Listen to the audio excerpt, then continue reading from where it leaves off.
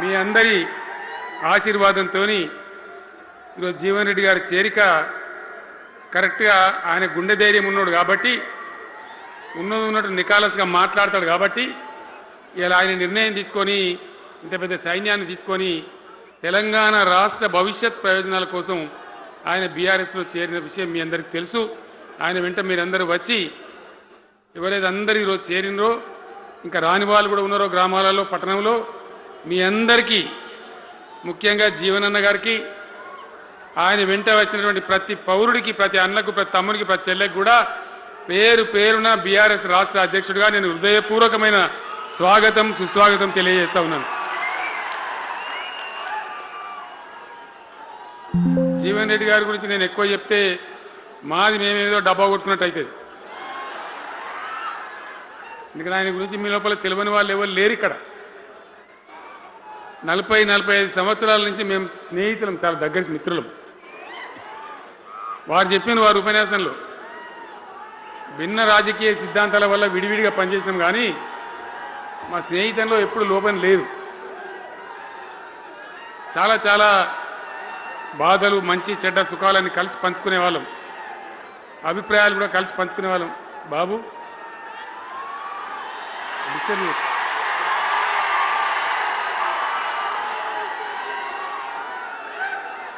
మంది లొల్లి పెట్టడం కూడా కాదురా వారు.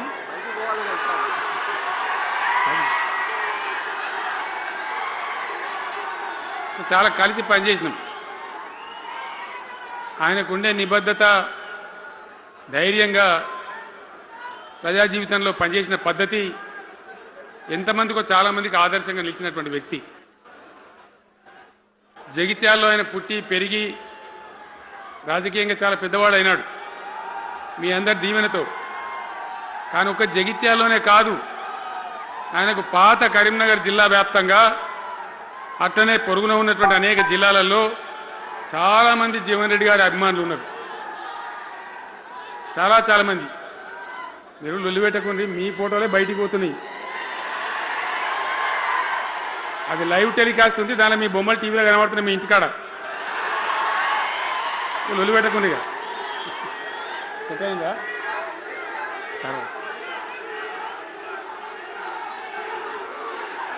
సో అట్లా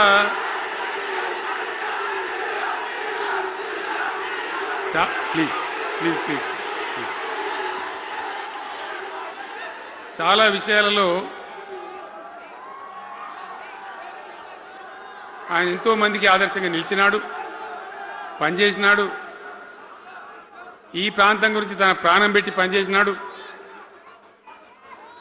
ఆయన మంత్రిగా ఉన్నా, ఇంకో హోదాలో ఉన్నా, ఎమ్మెల్యేగా ఉన్నా, ప్రతిపక్షంలో ఉన్నా తన ఏరియా అభివృద్ధిని ఏనాడు కూడా ఆయన విస్మరించలేదు. లేకపోతే అన్ని పర్యాయాలు మీరు ఎందుకు గెలిపించారు, ఎందుకంత గుండెల్లో పెట్టుకున్నారు? నేను ముఖ్యమంత్రి అయినా వారు ప్రజాప్రతినిధిగా కరీంనగర్లో జరిగినటువంటి సభకు వచ్చింది. అందరూ మాట్లాడిన చాలామంది, తను మాట్లాడుతూ ఒకటే మాట కోరిండు. అయ్యాక బోర్నపల్లి అనే కాడ గోదావరి మీద ఒక బ్రిడ్జ్ అవసరం మాకు, అది కంపల్సరీ కావాలి అంటే నేను ఇక ఓదాలు బీదాలని మర్చిపోయి ఏంది జీవన్న మళ్ళీ చెప్పండి అని చెప్పిండు ఆయన. వెంటనే అక్కడి నుంచి ఆదేశాలు ఇచ్చి 70-80 కోట్ల రూపాయలు మంజూరు చేసి ఆ బ్రిడ్జ్ అప్పుడు కట్టించినాం. తన యొక్క నియోజకవర్గం పట్ల, తన ఏరియా పట్ల, తన పరిసర ప్రాంతాల ప్రజల పట్ల ఆయన కనపరిచిన ప్రేమ అదంతా కూడా చాలా అద్భుతం. అందుకే ఆయనకు అంత మంచి పేరు కూడా ఉంది. అది నాకంటే మీకు అందరికి బాగా తెలుసు. ఈ మధ్య వీళ్ళందరూ తయారైంది కదా, ఎవరు అంటే సర్వేలు చేసి ఇస్తారు. జీవన్ రెడ్డి గారు బీఆర్ఎస్లో చేరితే ఎట్లా ఉంటుంది ఏం కథ అని ఒక 2-3 వచ్చి సర్వేలు చేసింది. మీ నియోజకవర్గం కాదు, మీ నియోజకవర్గంలో ఆడం బాంబే పేలిపోయింది, దాంట్లో మాటనే లేదు. అసలు జగిత్యాల నియోజకవర్గం గురించి చర్చ లేదు. కానీ వాళ్ళు ఏం చెప్పినా సర్వే వాళ్ళు పక్కనున్న సొప్పదండి కావచ్చు, ధర్మపురి కావచ్చు, మేరిట్ల కొట్టుపల్లి కావచ్చు, ఇంకా చాలా కాన్స్టిట్యున్సీలు కావచ్చు, చాలా ప్రభావం ఉంటుంది జీవన్ రెడ్డి గారిది. ఒక అద్భుతమైనటువంటి దీంతో రాజకీయమైన ఇది వస్తుందని చెప్పి వాళ్ళు సర్వే చేసి చెప్పినారు. అది జీవన్ రెడ్డి గారికి ఉన్నటువంటి విశిష్టత. ఒక నియోజకవర్గానికో 10 మందికో కాకుండా తనకు ఏ హోదా లభించినా ఏ హోదాలో పనిచేసినా చాలా బ్రహ్మాండంగా ఆయన ఇక్కడ ప్రాంతం కోసం తపన పడ్డాడు. ఒక ఉదాహరణ మీకు కనపడుతుంది. పేరు ప్రతిష్ట లేని వ్యక్తులు గ్రాడ్యుయేట్స్ కాన్స్టిట్యున్సీలో ఎమ్మెల్సీగా నిలబడితే గెలవరు. ఆయన శాసనసభ్యునిగా ఇక్కడ ఓటమి చెందినా ఇమీడియట్గా మళ్ళీ ఎమ్మెల్సీగా పోటీ చేస్తే ఇక్కడ ఉండబడే విజ్ఞులందరూ కూడా బ్రహ్మాండంగా గెలిపించాను. ఎందుకు వాళ్ళు ఎందుకు అంటున్నా? అట్లా కాదు కదా. ఇక్కడ నేను మొత్తుకుంటున్నా, అక్కడ నువ్వు మొత్తుకుంటున్నావు, అర్థమవుతుందా?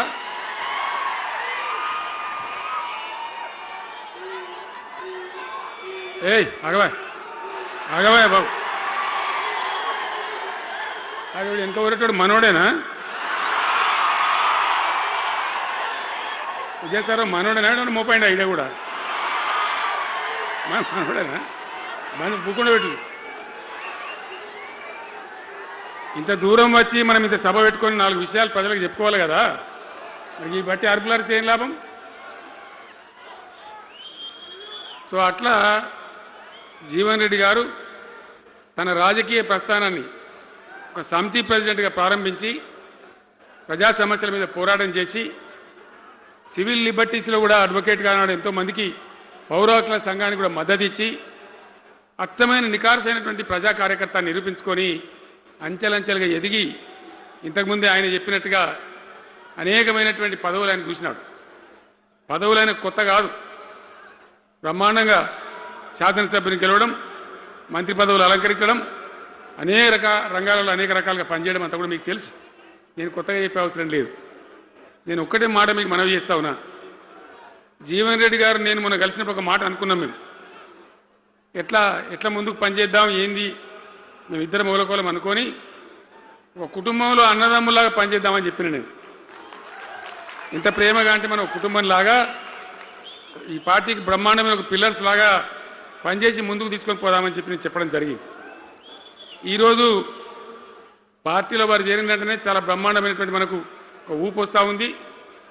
నేను జీవన్ రెడ్డి గారిని కోరుతా ఉన్నా, జగిత్యాల మందం కాదు, జగిత్యాల జిల్లా కాదు, పాత కరీంనగర్ జిల్లా కాదు, మీరు ఆదిలాబాద్ చూడాలి, నిజామాబాద్ చూడాలి, పరిసర జిల్లాలు చూడాలి.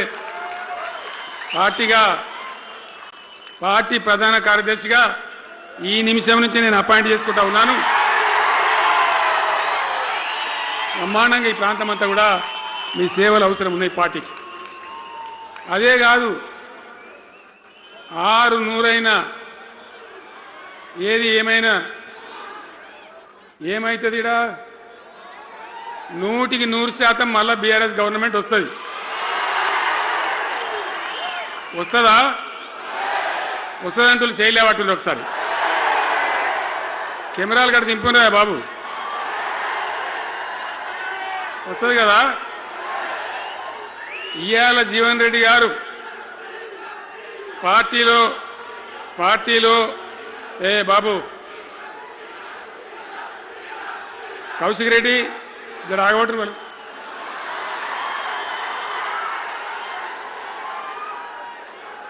పార్టీలో పనిచేసి పార్టీ కోసం సేవ చేయడమే కాదు, రేపు భవిష్యత్తులో బీఆర్ఎస్ గవర్నమెంట్ ఏర్పడిన తర్వాత కూడా బ్రహ్మాండమైన పదవిలో ఆయన అద్భుతమైన సేవలు మీ జిల్లా మొత్తానికి అందించబోతాడు. తెలంగాణ రాష్ట్రానికే ఆయన సేవలు అందించబోతాడు. ఇది నా మాట, కేసీఆర్ మాట అని నేను జగిత్యాల గడ్డ మీద చెప్తా ఉన్నా. నేను ఎక్కడన్నా మాట ఇచ్చినంటే తప్పలే. కాబట్టి జీవన్ రెడ్డి గారిని మీరు జగిత్యాల మందం మీరు యుద్ధం చేయాలి. యుద్ధం చేసేదానికి ఆయన ముఖాబిలా మనిషే లేడీడా, మీరు సరిపోతారు. ఆయన నాకు అప్పచెప్పాల బయట పనిచేయడానికి. కరెక్టే కదా? అట్లే చేద్దామా? అట్లే ముందుకోదామా? జగిత్యాల యుద్ధం మీ వంతు, తెలంగాణ యుద్ధం మా వంతు. ఓకే కదా?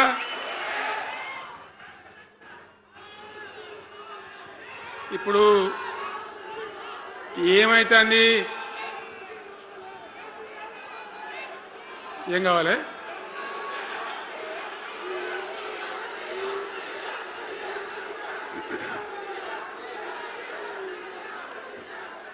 గింతే మనది మనం అనుకొని పోదాము మరిగా.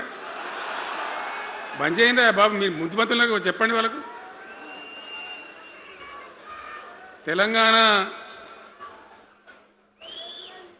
చాలా భయంకరమైన పరిస్థితులలో ఉండే, దుఃఖం వచ్చేది, ఏడుపు వచ్చేది. ఎమ్మెల్యేలుగా ఉన్నా ఏం చేయలేని పరిస్థితి. ఆగమాగం అడివడివి కదా. ఎట్లా ఉండే తెలంగాణ మనం చూడలేదా? తెలంగాణ రాకముందు ఎంత భయంకరమైనటువంటి బాధలుండే, ఎంత కష్టం ఉండే. ఎవడన్నా తెలంగాణని మాట్లాడేవాడు ఉండనా? అసెంబ్లీలో, అక్కడిక్కడ కాదు, అసెంబ్లీలో కూడా ఒక ఆయన పాపం ప్రణయ్ భాస్కర్ అని వరంగల్ ఎమ్మెల్యే ఉండే, ఏదో విషయంలో ఆయన మాట్లాడబోతే, తెలంగాణని మాట్లాడబోతే, తెలంగాణ గిలంగాణ జాంతానే మాట్లాడదా, ఏది అసెంబ్లీలో తెలంగాణ అనద్దు అని నిషేధం. అంత భయంకరమైన వివక్ష, అంత భయంకరమైన దాడి, మన భాష మీద దాడి, మన బతుకు మీద దాడి, మన నీళ్ళ మీద దాడి, మన ఉద్యోగాల మీద, మన వనరుల మీద, మన ఆస్తుల మీద మొత్తం దోపిడీ చేయడం తప్ప ఇక్కడి ప్రజలను బికారీలాగా వదిలిపెట్టినారు. రైతాంగం ఆగమాగం అయిపోయి చెట్టుకోలు గుట్టకోలు అయిపోయింది. ఇంత ఎస్ఆర్ఎస్పి కాలువ ఉన్నటువంటి మెట్టిపల్లి, జగిత్యాల, సొప్పదండి ఇట్లాంటి ప్రాంతాల నుంచి కూడా దుబాయ్కి, బొంబాయికి వలసలు. పాలమూరు జిల్లా అయితే భయంకరమైన వలసలు. ఎంతకు పోయింది తెలంగాణ అంటే, కొన్ని పార్టీలు సరే వాళ్ళు చేసింది మంచిదా చెడ్డదా పక్కకు పెడితే దుఃఖం వచ్చేది, బాధ కలిగేది, ఆవేశం రగిలేది. మహబూబ్నగర్ జిల్లాలో 100కి 90 మంది యువకులు వలస. బతకానంటే బతకపోవాలి, ఆడ బతుకు లేదు. ఉన్న ముసలోళ్ళకు, ముడిగోళ్ళకి ఇంత డబ్బులు వాళ్ళు పంపిస్తే కంట్రోల్ బియ్యం కొనుక్కొని తిని బతకాలి. అందులో కొంతమందికి అందకపోతే కొన్ని పార్టీల వాళ్ళు మేమేదో గొప్పతనం చేసామన్నట్టు గంజి కేంద్రాలు పెట్టేది. గంజి కేంద్రాలు గుండెలు రగిలి, నా తెలంగాణ గంజి కేంద్రాలు అంటే ఎవడో గంజి పోతే బతకాలన్నట్టు అంత అధ్వాన స్థితికి తెలంగాణ దిగజార్చిండ్రు. అది కాంగ్రెస్ ప్రభుత్వం కావచ్చు, టీడీపీ ప్రభుత్వం కావచ్చు. తీయటి పుల్లటి మాటలు చెప్పుడు తప్ప కసికే నీళ్ళు తెచ్చియలే, మంచినీళ్ళు ఇయ్యలే, కడుపు నిండా కరెంట్ ఇయ్యలే, ఏది లేదు. అంత పట్టిదే గ్యాస్. మాట్లాడు, చెప్పుడు, మోసం చేసి పోవుడు. మనం గొర్రెల్లాగా, మన దగ్గర అడిగే నాయకులు లేడు, నిలదీసేవాళ్ళు లేడు, అందరు కట్టుబానిసలు అయిపోయారు. ఆ పరిస్థితులలో మూనిగే నక్కమే తాటికాయ పడ్డట్టు ఆనాడున్న ముఖ్యమంత్రి చంద్రబాబు నాయుడు కరెంటు ఛార్జీలు పెంచాడు, భయంకరంగా పెంచాడు. తెల్లారి నేను ఒక ఉత్తరం రాసిన, నీ కరెంటు ఛార్జీల పెంపుదల వాపసు తీసుకో, లేకపోతే ఈ సమైక్య రాష్ట్రంలో మాకు న్యాయం జరగదని నేను ఉద్యమానికి పోవాల్సి వస్తుంది, తెలంగాణ కోసం కొట్లాడాల్సి వస్తుందని చెప్పి రాష్ట్రం. ఆయన తీసుకోలే. కొంతమంది రైతులు పాపం పోరాటానికి వచ్చింది. మీరు కొత్త వాళ్ళు చూడకపోవచ్చు కానీ చాలా పాత వాళ్ళకి తెలుసు. పోరాటానికి హైదరాబాద్కి వస్తే నిరసన తెలపడానికి పట్టపగలు 11:30 గంటలకు బషీర్ బాగులో ఇష్టం ఉన్నట్టు విచ్చలవిడి కాల్పులు జరిపి చంపేస్తే 3 రైతులు అక్కడికక్కడనే ప్రాణాలకి చచ్చిపోయారు. ఆ తర్వాత నిర్ణయం తీసుకున్నవిగా ఇక లాభం లేదు, ఎదురు తిరిగితే కూడా వీళ్ళు కాల్చి చంపుతున్నారు, జెండా ఎత్తడం ఒకటే తప్ప మార్గం లేదని చెప్పి ఆనాడు నేను తెలంగాణ ఉద్యమానికి శ్రీకారం చుట్టాను.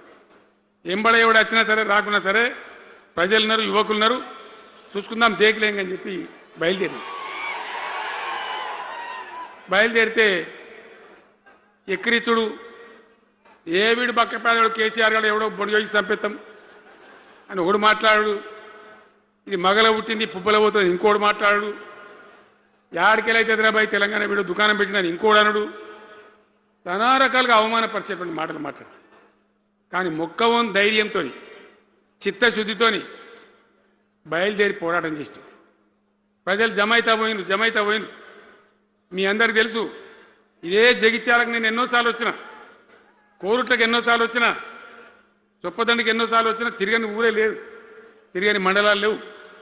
అట్లా పక్షిలాగా మొత్తం తెలంగాణ తిరిగి విశ్వ ప్రయత్నం చేస్తే ఒక పెద్ద ఉద్యమ కెరటం తయారైన తర్వాత మేము కూడా తయారుపై మేము ఇస్తాం తెలంగాణ అని కాంగ్రెస్ పార్టీ మొదలుపెడితే సరే మంచి మాటగా ఎవడైతే ఇస్తే ఇచ్చినా ఎవడైతే కావాలి తెలంగాణ ఎవరితేంది అనే పద్ధతితోని కాంగ్రెస్తో జట్టు కట్టినాం, గెలిచినాం.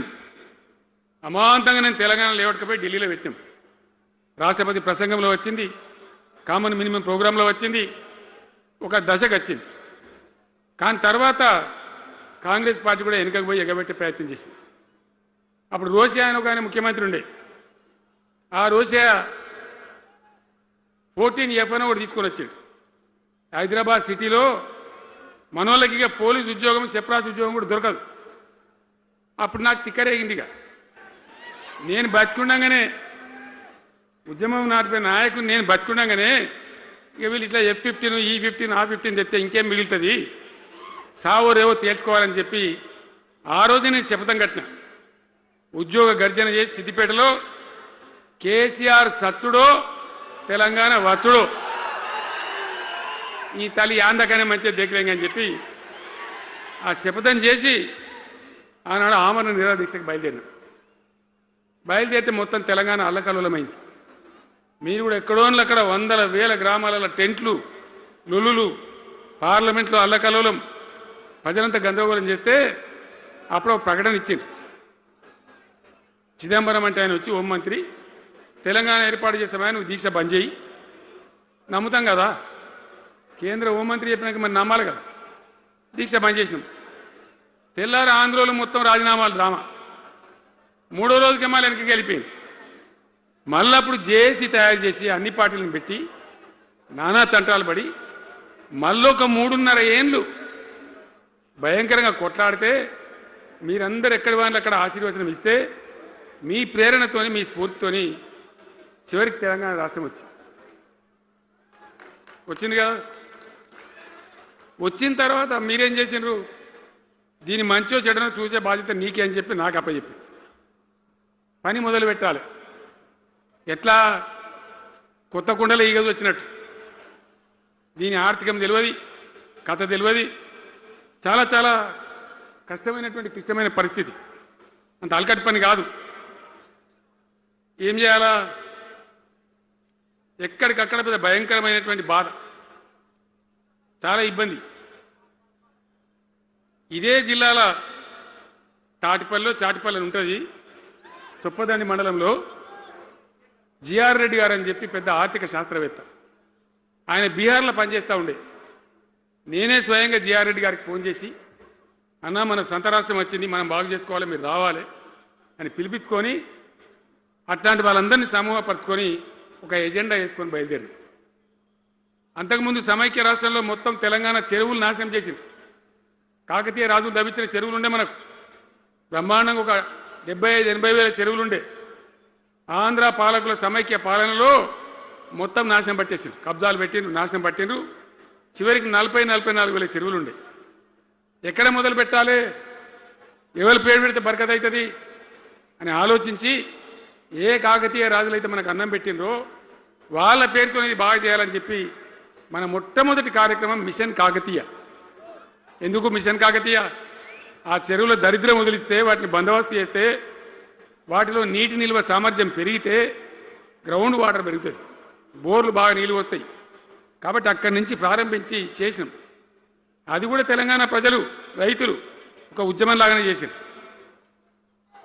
మట్టి తీసుకొని పోండి, సారవంతంగా ఉంటుంది, మీ పొలాలలో పోసుకోమంటే లక్షల ట్రాక్టర్ల మట్టి తీసుకొని పోయింది తెలంగాణ రైతాంగం. అన్ని గ్రామాలలో ఒక విప్లవం లాగా ఆ మట్టి తీసుకొని పోయి వాళ్ళ భూములలో పోసుకొని కూడా బ్రహ్మాండంగా చేసింది. అక్కడి నుంచి మొదలుపెట్టినటువంటి ప్రస్థానం 10 ఏళ్లలో ఎన్ని చేసినామో మీరు చూసారు.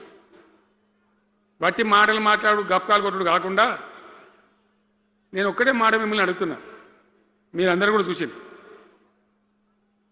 శాసనసభలో నిలబడి ఈ రాష్ట్ర చరిత్రలో ఎవడన్నా ఒక ముఖ్యమంత్రి ఈ 5 ఏళ్లలో మిషన్ భగీరథ కంప్లీట్ చేసి ప్రతి ఇంటికి నల్లా పెట్టి మంచినీళ్ళు ఇవ్వకపోతే మల్ల తేపకు నేను నిలబడడం ఓట్లు అడగం అని చెప్పిన ముఖ్యమంత్రి ఎవరన్నా చూసినామా?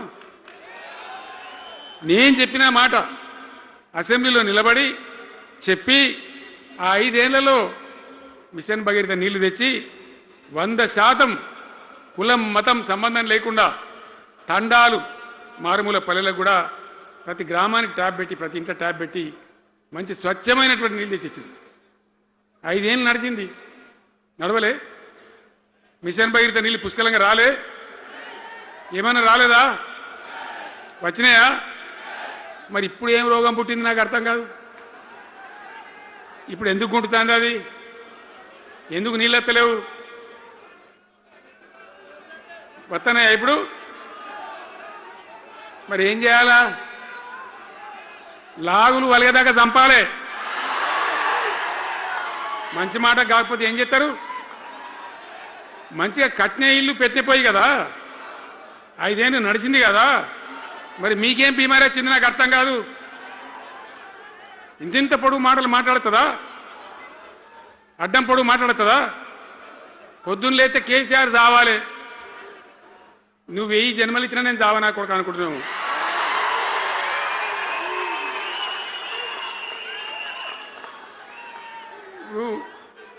ఉట్టి మీద దాచిపెట్టిరు, మన ఇళ్ళలో దాతారు కదా. ఏది ఉట్టి ఉట్టి అని ఉంటుంది. ఇప్పుడు మీకు తెలుసో లేదో కానీ ఇప్పుడు ఈ మధ్యలో ఫ్రిడ్జ్లు మోపోయిన మునుపు ఉట్టి అనేది ఉంటుండే. ఎండిపోయిన చేపలోకి నీ రొయ్యలో అవి ఉంటే వరుగులు ఉంటే దానిలో పెడుదురు. పిల్లికి అందదా ఉట్టి, కింద కూసుకొని శాపం పెడతా ఉంటుంది. ఈ తెగాలే పడాలి, తెగాలే పడాలి. పిల్లి శాపానికి ఉట్టి తెగుతుందా? మరి విధవలు కేసీఆర్ చావాలంటే కేసీఆర్ చస్తాడా? మీ దీవెన మీ ఆశీర్వచనం ఉంటే జీవన్ రెడ్డి గారు అన్నాడు, నాకు 75-76 ఏళ్ళు వచ్చినాయి. జీవన నేను చెప్తున్నా, నాకు కూడా 72 వచ్చినాయి. నీ వెనకనే నేను కూడా లైన్లోనే ఉన్నా. నేను ఒక్కటే మాట చెప్తున్నా, ఇక మా దేశభక్తి శ్రీనివాసేమో నాకు ఇంత పెద్ద కట్ట రాసి ఇచ్చాడు, నువ్వు మాట్లాడాలి ఇవన్నీ అని. అవన్నీ కాదు. ఇక్కడ దరిద్రం పోయేదాకా, ఇక్కడ టాప్ టు బాటం అన్ని వర్గాల ప్రజలు ఇది మా తెలంగాణ, మేము గర్వంగా బతుకుతాం, సంతోషంగా బతుకుతాం, అన్ని వర్గాల ప్రజలు తలెత్తుకొని వచ్చేదాకా మనం సేవ చేయాల్సిందే, చివరి శ్వాస దాకా కూడా చేయాల్సిందే. తప్పనే తప్పదు. బ్రహ్మాండంగా ముందుకు తీసుకొని పోవాలి. మీరు కూడా నాకు 75-76 వచ్చిందే కాదు, ఇవాళ మీరు 50-25 ఏళ్ళు తగ్గిపోయింది మీ వయసు. అంత యువకునిలాగా అంత ఉత్సాహంగా ముందుకు దూసుకొని పోదాం. తెలంగాణ ఎట్లా మంచి దాని సంగతి చూద్దాం. ఇప్పుడు అన్నీ ఒక పొదరిల్లాగా చేసినాం. కరెంటు చక్కగా ఉండేనా కేసీఆర్ రాకముందు? కరెంటు ఉండేనా? కేసీఆర్ ఉన్న రోజులు మంచిగా ఉండేనా? మరి మళ్ళీ ఇప్పుడు ఏం రోగం వచ్చే, ఏం బీమారి వచ్చే? కరెంటు కాకెత్తుకొని పోయిందా? ఆనాడు 7000 మెగావాట్లుంటే ఒక ఏడాది లోపల మంచిగా చేసి 24 గంటల కరెంట్ ఇచ్చినాం, ఒక క్షణం కూడా పోకుండా. ఎప్పుడైనా రిపేర్ అవుతుంది తప్ప, టెక్నికల్ ప్రాబ్లం అవుతుంది తప్ప పోకపోతుండే. అంత మంచి పవర్ సప్లై చేసినాం. దాని తర్వాత యాదాద్రి, భద్రాద్రి ఇంకా చాలా కొత్త సబ్స్టేషన్లు నిర్మాణం చేసినాం, జనరేటింగ్ స్టేషన్లు పెట్టినాం, 20,000 మెగావాట్లకు తీసుకొని పోయినాం. ఏది దరిద్రులకు రాజ్యం అప్పయ్యే ముందు 20,000 మెగావాట్లకు తీసుకొని పోయినాం. మరి ఏం రోగం వచ్చింది? ఏం బీమారి వచ్చింది? ఎందుకు ఇబ్బంది పెడుతున్నారు? అనేక చోట్ల రైతుల పొలాలు ఎండుతున్నాయి, పేపర్లలో ఫోటోలు వస్తున్నాయి, టీవీలలో వస్తున్నాయి, జనం ఏడుస్తున్నారు. ఎందుకు ఈ బాధ కలుగుతూ ఉంది? ఇది ఆషామాషి వ్యవహారం కాదు, ఇది జీవన్మరణ సమస్య, మన బతుకు తెరుగు సమస్య. ఓట్లు వేసేటప్పుడు నేను సిల్కలకు చెప్పినట్టు చెప్పిన, ఉల్టా పల్టా ఎటుపడతాడు వేయకుండా దెబ్బతింటారని చెప్పిన. నా మాట ఇన్నోడు ఇన్నలే. ఇప్పుడు ఏమైంది? ఏం జరుగుతుంది? ఆ రోజు నేను చెప్పిన, వీళ్ళు కనుక గెలిస్తే ఈ దుర్మార్గులు, వీళ్ళ గుండె లోపల తడి లేదు, వీళ్ళు రైతు బంధుకు రామ్ రామ్, దళిత బంధుకు జై భీమ్. అయిందా? అట్లే పక్క ముచ్చట ఇది. ఇక ఇవాళ ఇప్పుడు జీవన్ రెడ్డి గారు చెప్పిండు, కాంగ్రెస్ వాళ్ళు సభ పెట్టినాడు, కాటారంలో బుడరంలో పెట్టినాడు. ఆడ పైసలు ఎత్తారట, ఇది ఒక్క తేపకేసే రైతు బంధు నెలకొకిస్తా ఎకరానికా అంటే 2 నెలలకు ఒక ఎకరానికి అంతేనా 6,000 వేసినాం మా అంతా సిపాయిలని బొచ్చ కొట్టుకుంటారు ఆనాడు ఎట్లా పడేది రైతు బంధు 10 రోజుల గ్యాప్లో మొత్తం రైతులకు వచ్చేసింది టంగ్ మన సెల్ ఫోన్ మోగుతుండే మంచిగా టింగున పోయి బ్యాంకుకి వెళ్ళి తెచ్చుకుంటుండే ఎక్కడ పోయి మరి ఏం మాట్లాడినరు ఉరుకుని బ్యాంకులో పోయి 2 లక్షలు 3 లక్షలు లోన్ తెచ్చుకోండి తెల్లారే ఆనాడే సంతకం పెడతాం లోన్లన్నీ మాఫీ అయినాయా ఇట్లా అడ్డగోలు నోటికొచ్చిన మాటలు చెప్పి ఇష్టం వచ్చిన కథలు చెప్పి అర్రాసు పాట పడినట్ట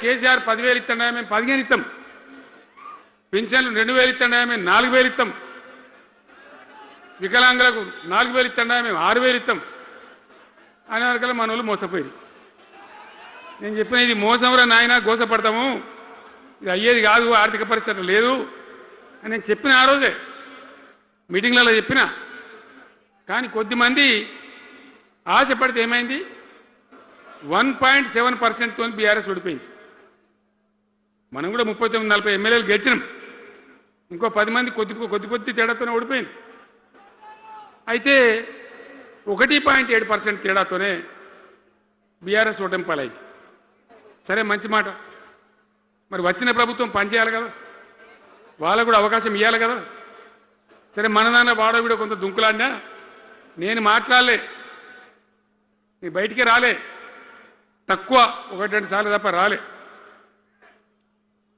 వాళ్ళకు కూడా ఛాన్స్ ఇవ్వాలి అవకాశం ఇవ్వాలి మనం ఎక్కసంతో ఉండొద్దు చేయని ఏం పరిపాలన చేస్తారో చేయని మంచిదే కదా అని చెప్పి అనుకున్నాం మరి ఏమైతే అంది ఎక్కడ చూసినా చిల్లర మాటలు తప్ప ఒక్కటన్నా నిర్మాణాత్మకమైన కార్యక్రమం ఉందా ఒక్కటన్నా ఏదైనా గొప్ప స్కీమ్ మొదలుపెట్టినరా ఒక పొదరిల్లులాగా వడ్డించిన విస్తరలాగా తెలంగాణ మీకు అప్పచెప్పినాం ఎన్నిటల్లో నంబర్ 1 తెలంగాణ మంచినీళ్ళ సప్లైల నంబర్ 1 కరెంటు సప్లైల నంబర్ 1 పర్ క్యాపిటల్ తలసరి ఆదాయంలో నంబర్ 1 రాష్ట్ర స్థూల ఉత్పత్తి జిఎస్డిపిల నంబర్ 1 ఎన్నిట్లనో కేంద్ర అవార్డు రావాలి అంత బాగా చేసిన తెలంగాణ 2.5 ఏళ్లలో ఇలా ఎవ్వని మాట్లాడించిన రైతులను మాట్లాడితే గొడవ వైడుతున్నారు నాశనం అయిపోయిందన్న చెడగొట్టుకున్నాం మా చెప్పుతున్నాం మేమే కొట్టుకుంటాం ఓటున్న వాళ్ళు కొంతమంది బాధపడి ఎందుకు ఎంత మంచిగా కడుపులో చల్లగదలు కూడా రైతులకు ఎట్లుండే ఎంత బాగుండే కరెంటుకు బాధ ఉండేనా నీళ్ళకు బాధ ఉండేనా యూరియా బస్తాలు ఏ శాతం అయితే లేదా ఈ ప్రభుత్వానికి యూరియా బస్తాలు రాబాయంటే యాప్ పెట్టినా ఉంటాడు దుకాణంలో లేకపోతే యాప్లోకి వెళ్తాయా ఈ దమ్ముంటే తెచ్చి దుకాణంలో పెట్టాలి కానీ ఆ యాపులు పట్టుకొని తిరిగితే కాళ్ళకు వాపులు వస్తాయి బస్తాలు మాత్రం దొరుకుతలేవు నిజమేనా నేను చెప్పేది యాడ చూసిన ఎరువు బస్తాలు కూడా శాతం కాదు ఆఖరికి అంతకుముందు కాంగ్రెస్ గవర్నమెంట్ ఉన్నప్పుడు అట్లే ఉండే పోలీస్ స్టేషన్లో పెట్టి అమ్మిండ్రు యూరియా బస్తాలు ఇవాళ మళ్ళా చెప్పుల లైన్లు కాళ్ళకు వాపులు రావాలి ఆటో రిక్షానికి చెప్తే 10 బస్తాలు వేసిపోరాబోయంటే పొలం కాడ వచ్చి ఎత్తుండే ఇలా యూరియా కోసం ఇంత బాధన ఇది ఎంత అసమర్థమైన ప్రభుత్వం ఎంతగాని శాతగాని ప్రభుత్వం అన్నిటికీ బాధనే కదా బంగారం లాగున్న రైతులు ఎంత ఆనందంగా ఉండే వానాకాలం పంటలు పండితే తడిసిన ధాన్యం కాడికెళ్ళి కొని మొత్తం బ్రహ్మాండంగా రైతులకు డబ్బులు బ్యాంకులు వేసేది మధ్య దళారు లేకుండా మా గంగుల కమలాకర్ వేసేది చేయి మీద కూర్చున్నాడు సివిల్ సప్లైస్ మినిస్టర్గా కొట్లాడి తీసుకుపోయి వేసేది రైతులకు ముందుగా పోవాలి వాళ్ళు పోయి మళ్ళీ సెకండ్కి పని చేసుకోవాలి ధాన్యం అమ్మిన డబ్బులు వచ్చేది ఇటు రైతు బంధు పైసలు వచ్చేది రైతులు మోతాదు లేకుండ్రి మంచిగా పని చేసుకున్నారు ఇప్పుడు ఏమైంది ఎరువు అనే యాపు రైతు బంధు కోసం మొగులు చూడాలి అది నెలకు ఎకరానికి వస్తుంది ఇప్పుడు జగిత్యాల కేసీఆర్ సభ అంటే మళ్ళీ ఇలా పైసలు విడుదలన్నట్టు, రైతు బంధు రావాలంటే మళ్ళీ సభ పెట్టను అయింది, మూడో కిస్తీ రావాలంటే మళ్ళీ ఏమన్నా కేసీఆర్ సభ పెట్టాలి ఇక, అంతేనా? ఇది ప్రభుత్వమా? ఒక 75,000 కోట్లు ఇచ్చినాం మనం రైతులకు, 75,000 కోట్లు. మా పల్లరాజశేఖర గారు ఉండే ఎక్కడున్నాడు, ఇక అయినప్పుడు రైతు బంధు అధ్యక్షుని ఉండే రాష్ట్రానికి ఎమ్మెల్యేగా లేకుండే ఈయననే నిలబడేపించింది. 73,000 కోట్ల పైచీలకు డబ్బులు అనాయాసంగా సునాయాసంగా రైతు ఖాతాలకు పంపించింది. ఇప్పుడు ఏం రోగం వచ్చింది, ఏం బీమారి వచ్చింది? అచ్చా, ఇంకో మాట మీరు నాకు చెప్పాలి. ఈ కాంగ్రెస్ సిపాయిలు ఏం మాట్లాడారు ఎలక్షన్లో? కేసీఆర్ అంటాడు చక్కగా చేస్తలేడా, మేము చాలా సిపాయిలము, చాలా అనుభవం ఉన్న పార్టీ మాది, బ్రహ్మాండంగా చేస్తాం, మీకు 6 సందమామలు 7 సూర్యులు పెడతామన్నారు అన్నారు కదా, ఆయన నరికినారు కదా. ఇలా రాష్ట్ర ఆర్థిక ఆదాయం ఎందుకు దిగజారిపోయింది? దయచేసి ఆలోచన చేయండి. కేసీఆర్ ఉన్నప్పుడు రియల్ ఎస్టేట్ ఎట్లా ఉండే, రైతుల భూముల ధరలు ఎట్లుండే, హైవే పక్కకుంటే 2 కోట్లు 3 కోట్లు, డాంబర్ రోడ్ పక్కకుంటే ₹1 కోటి ధీమా ఉండే రైతులకు. ఇంకా అమ్మాయిందిరా పెళ్లి అంటే పావడంత అమ్మి చేత పోవా, వాళ్ళ దగ్గర అమ్మి చేత బిల్డింగ్ కట్టుకుంటా. ఈరోజు అమ్మేటోడు ఉన్నాడు కానీ కొనేటోడు లేడు. నిజమేనా ఈ మాట? నిజమా కాదా? ఏమైంది మరి? ఏం రోగం వచ్చింది? రాష్ట్రంలో ఏ వాళ్ళని మాట్లాడించినా ఎవరిని అడిగినా ఇదే బాధ. ఈ విధంగా రైతుల భూముల ధరలు పడిపోయినాయి, రాష్ట్ర ఆర్థిక పరిస్థితి పడిపోయింది, మంచినీళ్ళకు గోసపడాలి, రైతాంగం అన్నిటికి గోసపడాలి. ఇవాళ మక్కలండి, మక్కలు వచ్చినాయి, పెడితే కొంటమని చెప్పారు, కొనకపోతే కొనమని చెప్పండి. ఈ శాతకాని దొంగతనం ఎందుకు? లోపల అధికారులకేమో కొనకూడని చెప్తుంది,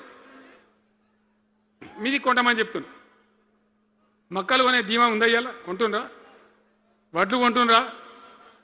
కొనకపోగా మళ్ళీ ఇంకా బోనస్ ఇస్తామని ఒక బోగస్ మాట. ఎవరికైనా నచ్చిన బోనస్ వస్తుందా? వాటిదే బోనస్, అంత బోగస్. ఈ విధంగా పంట వేసిన కాడి నుంచి పంట కొనుగోలు దాకా బీఆర్ఎస్ ప్రభుత్వం అని నిలబడ్డది, రైతులకు తోడుగా నిలబడ్డది, రైతులను ఆదుకున్నది. ధాన్యం తడిచిపోతే కూడా కొన్నది. కానీ ఇలా రైతాంగం అంతా ఆగమాగం. రైతు బంధు ఎప్పుడవుతుందో తెలియదు, ధాన్యం కొనరో తెలియదు, కొంటే పైసలు తొందరగా వస్తాయో రావో తెలియదు. చాలా సతమతమవుతున్నారు. రైతులను మాట్లాడితే చాలా తప్పు చేసుకున్నాం సార్, పొరపాటు అయిపోయింది అని బాధపడుతున్నారు. మంచిగుండ్రి, మళ్ళీ వాళ్ళ ఆత్మహత్యలు స్టార్ట్ అవుతున్నాయి. వాళ్ళకి ఇచ్చే ఆర్డర్లన్నీ బంద్ చేసిండ్రు, ఇంకెవరికి వస్తారట కమిషన్ల కోసం, అది వాళ్ళని అవస్థ పెడతా ఉన్నారు. ఉద్యోగులు ఆనాడు మనం 72% ఇచ్చినాం, వాళ్ళు తెలంగాణ ఉద్యమంలో పనిచేశారు కాబట్టి టీఎన్జిఓ అంటోళ్ళు సమైక్య రాష్ట్రంలో కూడా వాళ్ళ ఉనికి పొడగొట్టుకోలే, టీఎన్జిఓగానే ఉన్నారు తెలంగాణ ఎన్జిఓలుగా. కాబట్టి వాళ్ళని గౌరవించి గుర్తించి బ్రహ్మాండంగా 72% పీఆర్సీ ఇచ్చినాం. ఇలా ₹7 ఇచ్చిండ్రా, 7% అని ఇచ్చిండ్రా? ఏమైంది? ఏం బీమారైంది? ఎంతమందిని మోసం చేస్తారు? ఆఖరికి వస్తే పరిస్థితి ఏంది? ఇలా రాష్ట్రంలో రిటైర్డ్ ఉద్యోగస్తులకు కూడా వాళ్ళకి రావాల్సిన బకాయి, వాళ్ళు దాచుకున్న డబ్బులు వీళ్ళు ఇచ్చే మెహర్బానేం లేదు, ఆ డబ్బులు కూడా ఇచ్చే పరిస్థితి లేదు. ఆటో రిక్షా కార్మికులు మాట్లాడితే అన్న ఈరోజు పనికి మాలిన ఫ్రీ బస్సు పెట్టినారు, మా పొట్ట కొడుతున్నారు, మేము నాశనం అయిపోయినారు, వాళ్ళు ఏడుస్తూ ఉన్నారు. పిల్లలకు అది నేమ్ పెట్టలే. ఆయన కాంగ్రెస్ ముఖ్యమంత్రి అయినా రాజశేఖర రెడ్డి గారిని అప్పుడు పెట్టిండు, ఇది ఫీజు రియంబర్స్మెంట్ అనే స్కీమ్. మంచి లాభం జరిగింది, నేను దాన్ని కొనసాగించిన. ఇలా మొత్తం బీసీలకు ఎస్సీలకు పిల్లలందరికీ ఫీజు రియంబర్స్మెంట్ రాక 10-12 వేల కోట్ల బకాయిలు పెడితే వాళ్ళు ఆగం, వాళ్ళు రోడ్డున పడరు. కోర్టుకు పోతే పిల్లల దగ్గర వసూలు చేసుకొని చెప్పి కోర్టులు చెప్తా ఉన్నాయి. వాళ్ళ గతి ఏం కావాలి? ఇప్పుడు ఎవరిని కదిలిచ్చినా ఈ రాష్ట్రంలో ఎవరిని మాట్లాడించినా, ఒక విద్యార్థిని మాట్లాడినా, ఒక రిటైర్డ్ అయిన ఉద్యోగిని మాట్లాడినా పనిచేస్తున్న ఉద్యోగిని మాట్లాడినా రైతాంగంతో మాట్లాడినా ప్రతి వాడు అసంతృప్తి ఒక బాధ మాకేదో అన్యాయం జరిగినటువంటి పరిస్థితిలో మాట్లాడుతూ ఉన్నారు. పిల్లల పాపం చదువుకునే వాళ్ళు ఉంటే వాళ్ళకి విదేశాల్లో సీట్లు వస్తే 20 లక్షల రూపాయలు ఇచ్చాం. అంబేద్కర్ పేరు మీద, జ్యోతిబా పూలే పేరు మీద ఎస్సీ పిల్లలకు, బీసీ పిల్లలకు, ఓసీలలో కూడా నిరుపేదలకు ఇచ్చినాం. ఇలా దాన్ని బంద్ పెట్టినారు. వాళ్ళు ఆగమైపోతూ ఉన్నారు. అన్నీ కూడా సర్వనాశనం చేస్తూ ఉన్నారు. అన్ని స్కామ్లు, కుంభకోణాలు, భూ కబ్జాలు. పొద్దున్న లేస్తే పేపర్ తిప్పితే బాధ కలిగేటువంటి పరిస్థితులు. సో ఈ రకంగా సింగరేణి, అద్భుతంగా ఉన్న సింగరేణి నాశనం చేసి ఇలా బొగ్గులకు స్కామ్, సివిల్ సప్లైస్ల స్కామ్, మొత్తం అని కూడా స్కామ్లు, దోపిడీ తప్ప ప్రజలకు పనిచేసే పరిస్థితి లేదు. మరి ఏం జరగాల? కాంగ్రెస్ వాళ్ళు చెప్పిన మాటలు వింటే ఈ మాటలు కోటలు దాటినట్టు ఇష్టం ఉన్నట్టు చెప్పారు. చివరికి ఏందిరా ఇప్పుడు 2.5 ఏళ్ళు గడిచిపోయింది. మరి ఏంది కథ? కాకికి పెడదామంటే కంకెడి లేవు, పిట్టకి పెడదామంటే పిడికెడి లేవు. వటియే ముచ్చట్లు, వటియే మాటలు తప్ప ఎక్కడ ఏం జరిగింది లేదు. ఏ డిపార్ట్మెంట్లో కానీ, ఏ రంగంలో కానీ, ఒక ఇరిగేషన్లనా, ఒక కరెంట్లనా, ఇంకో దానిలనా, ఒక అర్బన్ డెవలప్మెంటా, రూరల్ డెవలప్మెంటా ఏమైనా జరిగిందా? ఆనాడు మన పల్లెలు బాగు చేసుకోవాలని చెప్పి దేశంలోనే ఎక్కడ లేని విధంగా పల్లె ప్రగతి కార్యక్రమాలు చేసినాం. ప్రతి ఊరికి అన్నేళ్ళ తెలుగుదేశం కాంగ్రెస్ గవర్నమెంట్లు ఉంటే చచ్చిపోతే ఏడగాలేసుకోవడం జాగ కూడా చూపించలే. ప్రతి గ్రామానికి ఆనాడు మనం వైకుంఠ ధామాలు కట్టినాం. ప్రతి గ్రామంలో క్రీడా ప్రాంగణాలు కట్టినాం. ప్రతి గ్రామంలో నర్సరీలు పెట్టినాం. ప్రతి గ్రామంలో పల్లె ప్రకృతి వనాలు పెట్టినాం. ప్రతి గ్రామ పంచాయతీకి ట్రాక్టర్ ఇప్పించినాం. ఆనాడు చెత్త తీసేది. ఇలా పనిచేస్తున్నాయి ట్రాక్టర్లు. ఊళ్ళలో ట్రాక్టర్లు పనిచేస్తున్నాయన్నా, మూలకు పడ్డాయి. డీజిల్ పోసే దిక్కులేదు. ఏం చేయాలా? పల్లె ప్రకృతి వనం పెడితే దాన్ని నీరు పోసే దిక్కులేదు. ఏం రోగం వచ్చింది? ఏం బాధ? డీజిల్ లేదా? ఆ తెలివి కూడా లేదా? ఆ రోజు నేను చెప్పిన ఆర్థిక శాఖ కార్యదర్శిని పిలిచి అవసరమైతే ఎమ్మెల్యేల జీతాలు బంద్ పెట్టుంది, కానీ గ్రామ పంచాయతీల డబ్బులు మాత్రం విడుదల చేయండి అని చెప్పినాడు. అంత టెన్షన్గా డబ్బులు పంపించేది, కార్యక్రమాలు జరిగేది, గ్రామాలు మంచిగా ఉండేది. అది నాశనం పట్టిండ్రు. మున్సిపాలిటీలు అయితే మురిక్కుపాలు అయిపోయినాయి. మరి ఏం చక్కగా ఉన్నట్టు? ఏం బాగున్నదన్నా?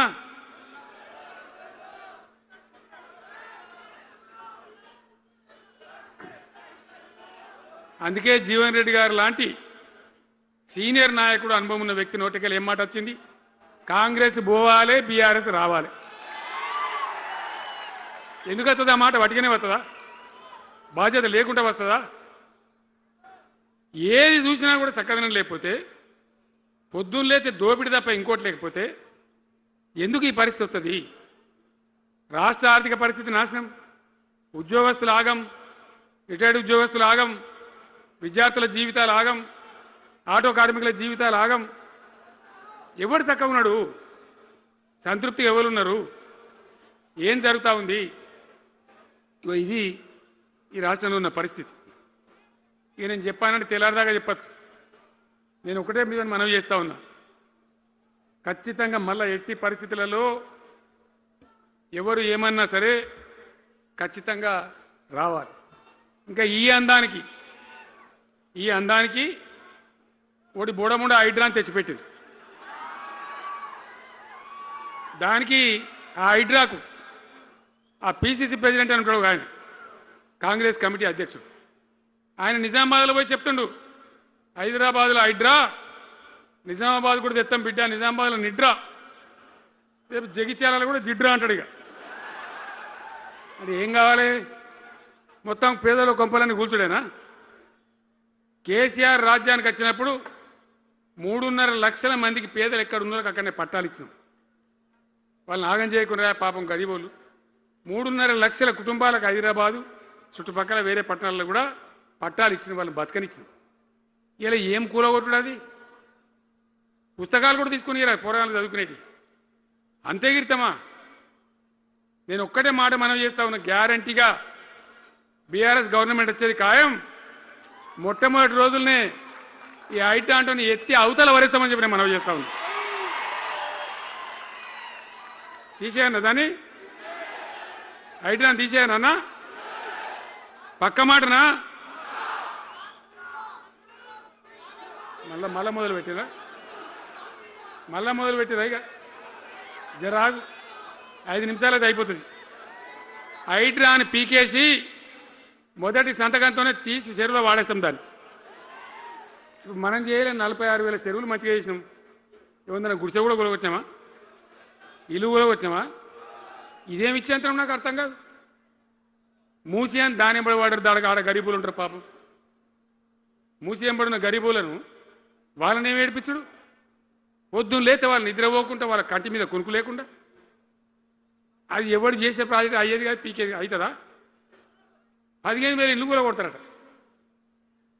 ధర్మమేనా అది? ఈ రకంగా ఇప్పుడు పనికి మాలిన హైడ్రా తెచ్చి మూసి అది చెయ్యాలి, మూసి మంచిగా చేయాల్సిందే వద్దనే వాడు అన్నాడు. అన్ని వేల ఇల్లు కూడా కొట్టడం ఎందుకు నాకు అర్థం కాదు. అలా ఏం లేదు, భూములు కబ్జా పెట్టే రియల్ ఎస్టేట్ దందా తప్ప దాంట్లో ఏం లేదు. మూసి ప్రజల కోసం కాదు, నగర ప్రజల కోసం కాదు, ఈజీగా చేయగలిగిన దాన్ని, మామూలుగా చేయగలిగిన దాన్ని నాశనం బట్టి దాన్ని కథం పడతా ఉన్నా. ఏది చూసినా కూడా ఒక రకమైన దోపిడీ, ఒక రకమైనటువంటి గుండాగిరి, అరాచక వ్యవస్థతో ముందుకోతున్నారు తప్ప ప్రజా సంక్షేమాన్ని కాంక్షించి ఒక్క స్కీమ్ కూడా రాలే. ఇరిగేషన్ ప్రాజెక్టులు అన్ని పండబెట్టింది.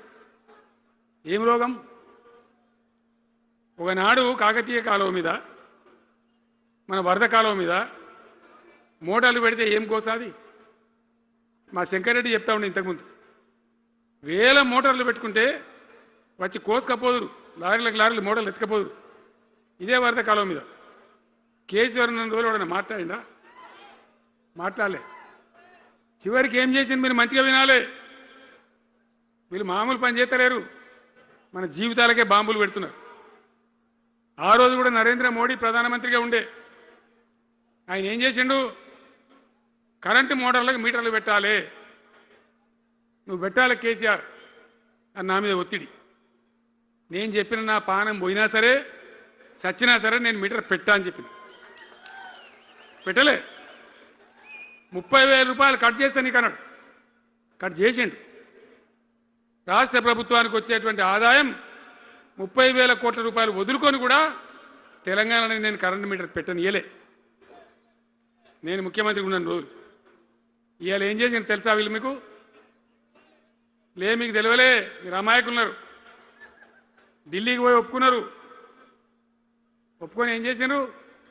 అయ్యా బాంచని మీటర్లు పెడతాము, మాకు ఆ పైసలు ఇయ్యండి, కేసీఆర్ వద్దన్నారు కదా మేము తీసుకుంటాము అని ఆ డబ్బు తీసుకొని వీళ్ళే ఈ గవర్నమెంట్ పోయి సంతకం పెట్టింది. ఇప్పుడు మొదలైతే ఇక ఇప్పుడు వస్తాయి మీటర్లు. ఎదుర్కొందామా?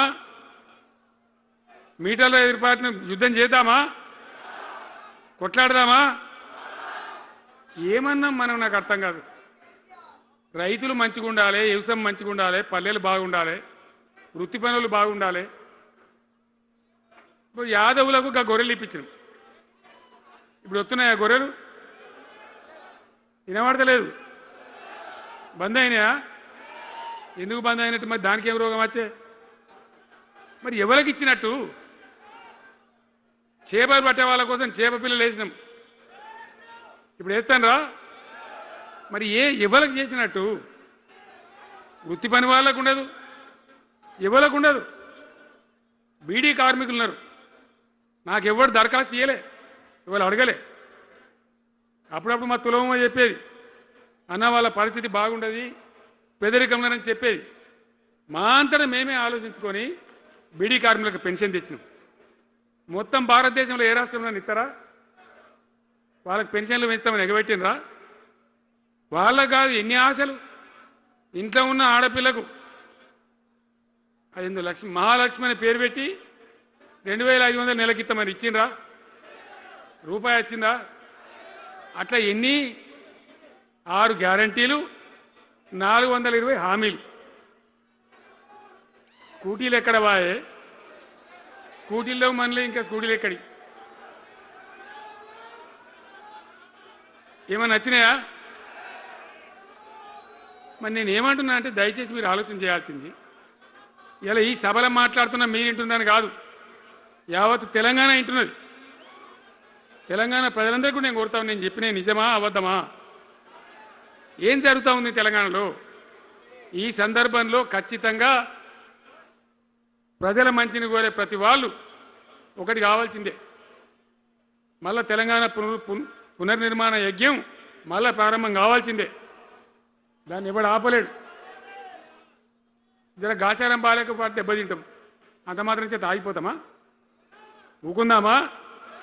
పోరాటం చేయాల్సిందే, వీళ్ళని నిలదీయాల్సిందే. ఖచ్చితంగా తెలంగాణ పునర్నిర్మాణ ప్రక్రియ ఆ యజ్ఞం మళ్ళా ప్రారంభం కావాల్సిందే. తెలంగాణ ప్రజలు గెలిచి నిలవాల్సిందే. మొత్తం ప్రాజెక్టు పండబెట్టినండి. పాలమూరు ఎత్తిపోతల పథకం 90% పూర్తి చేసినాం. కొద్దిపాటి డబ్బుతో అయిపోతుంది. వలసల జిల్లా, కరువు జిల్లా వాళ్ళని నాశనం పట్టిండ్రు. అన్ని అబద్ధాలు.